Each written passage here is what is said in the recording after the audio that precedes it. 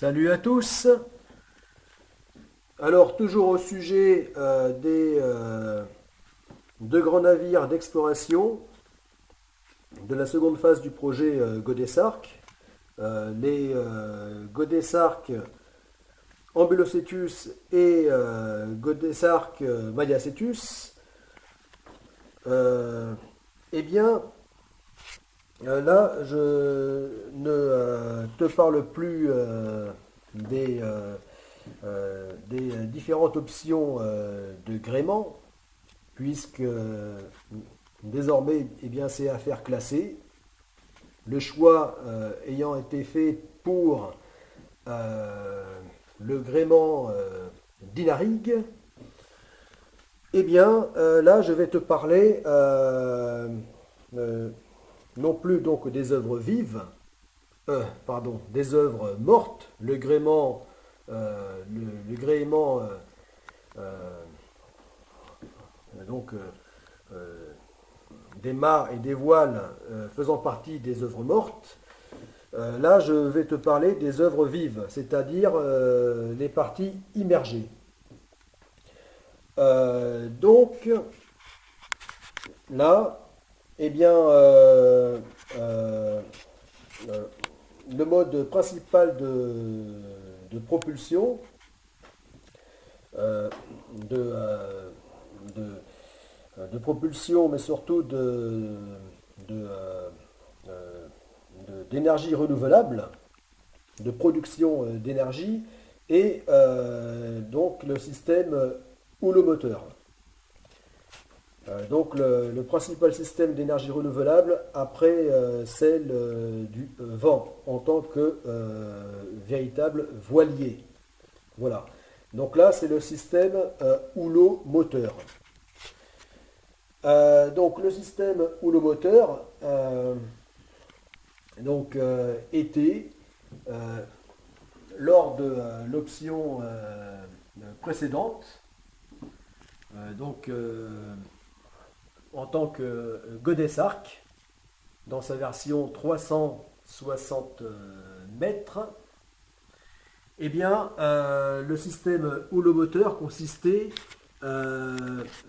donc une immense, en une immense euh, palme. Donc, un système que l'on peut assimiler à une palme.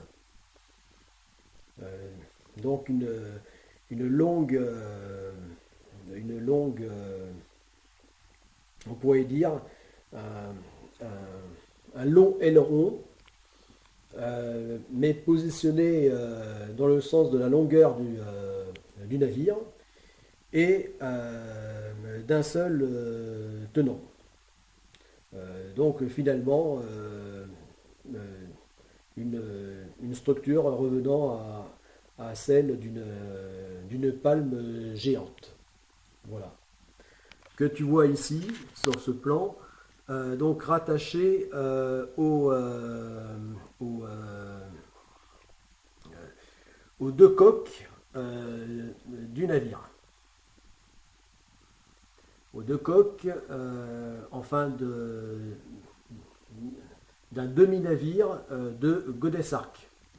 C'est-à-dire, avant que leur nom soit définitivement changé, les Godesarc Pachycetus et Godesarc Ambulocetus. Voilà. Qui maintenant, je le rappelle, se nomment respectivement Godesarc Ambulocetus et Godesarc Mayacetus. Donc Godesarc Pachycetus étant maintenant le petit voilier océanique de la première phase, qui ne s'appelle plus Godesarc Mesonyx, mais dorénavant Godesarc Pachycetus. Alors revenons au grand navire Godesarc. Donc là, vous voyez sa moitié,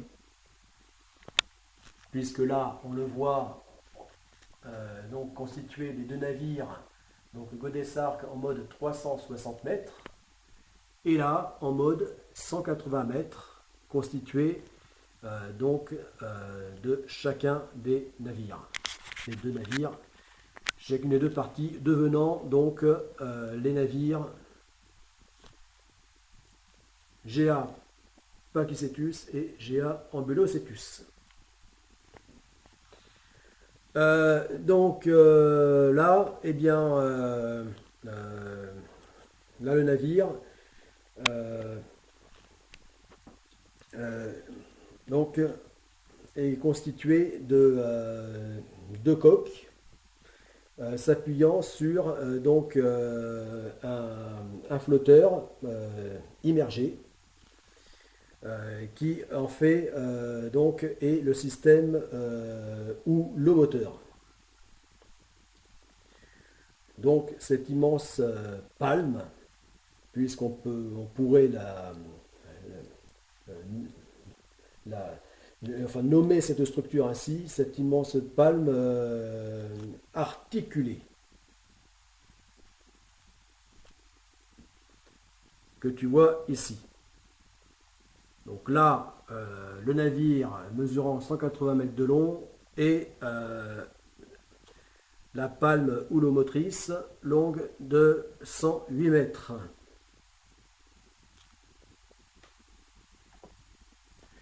Donc, eh bien, ce système, tu le vois ici. Voilà.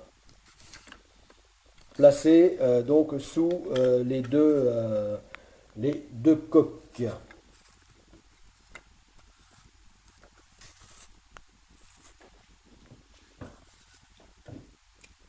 Voilà.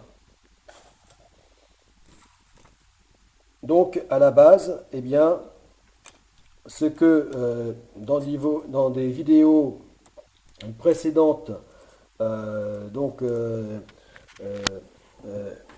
parlant des différents types de gréements, eh bien, j'avais présenté ces éléments comme étant donc l'un des gréements possibles, envisagés, c'est-à-dire les voiles rigides de type L,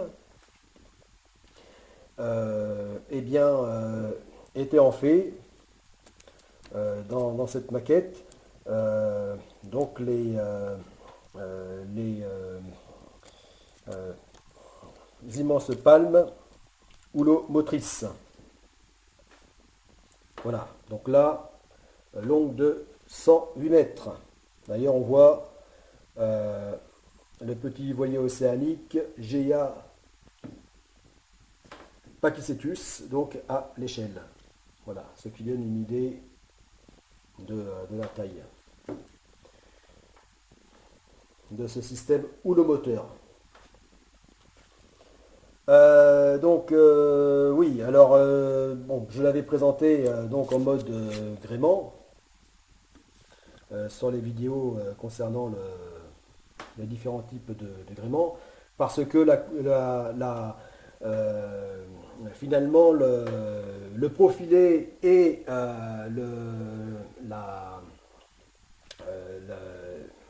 les dimensions étaient similaires. Voilà. Donc pour pas passer mon temps à refaire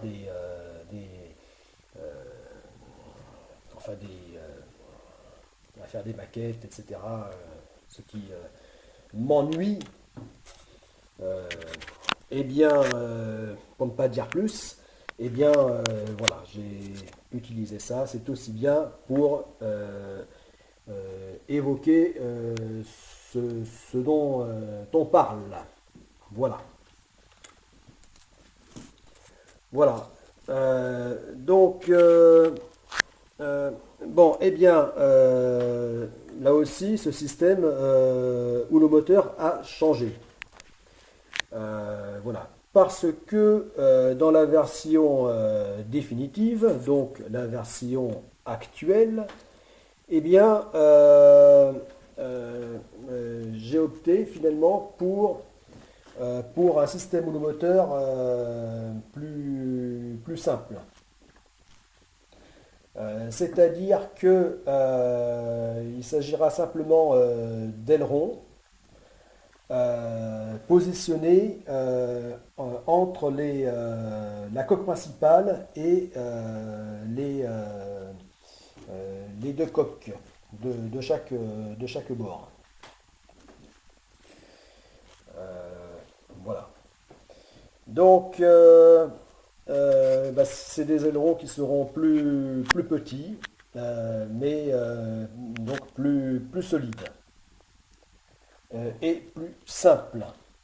Voilà, ce qui est un gage de fiabilité et de sécurité. Et de faisabilité. Voilà. Euh, le système précédent, donc euh, donc de, euh, le concept en une immense palme houlomotrice, était, je pense, trop compliqué, trop complexe à mettre en œuvre. Euh, voilà. Et or, dans le cadre donc du projet Godessarc, de la seconde phase du projet, eh bien, il est impératif de pouvoir de pouvoir se baser sur quelque chose de fiable, de vraiment fiable, vu l'ampleur de la navigation, et donc quelque chose de sûr.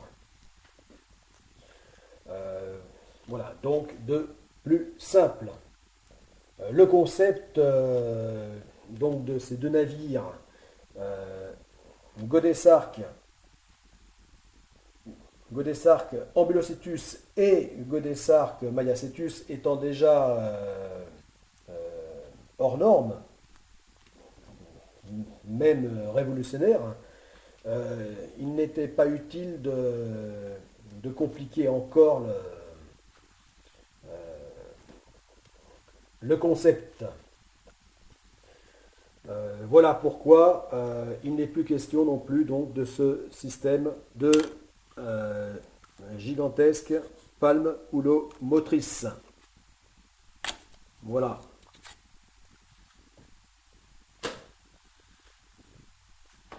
Bon, bon, et bien là j'ai dit l'essentiel concernant le système houlomoteur.